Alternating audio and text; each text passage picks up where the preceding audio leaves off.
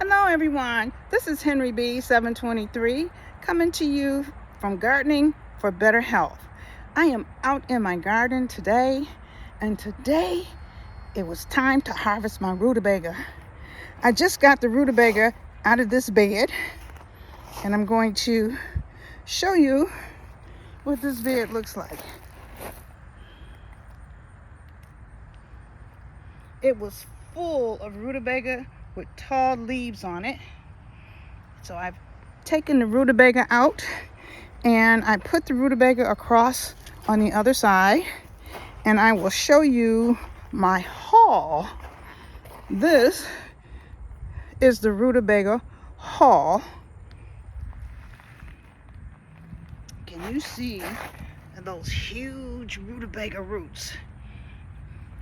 All of those were in my container that I just harvested them out of.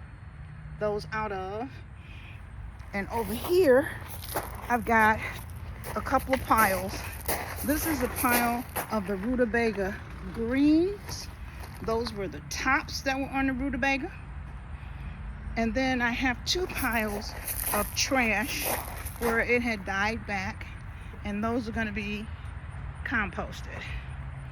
But it was a good rutabaga haul. Look at all of those huge ones, huge rutabagas. Whew.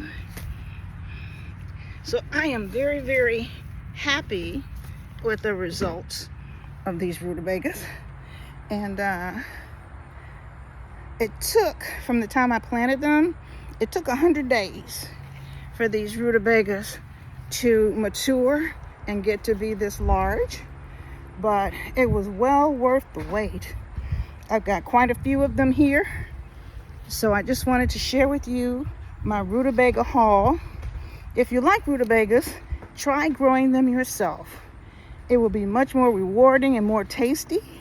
So I'm glad that I planted this rutabaga. I'm glad I got it out in time to enjoy it.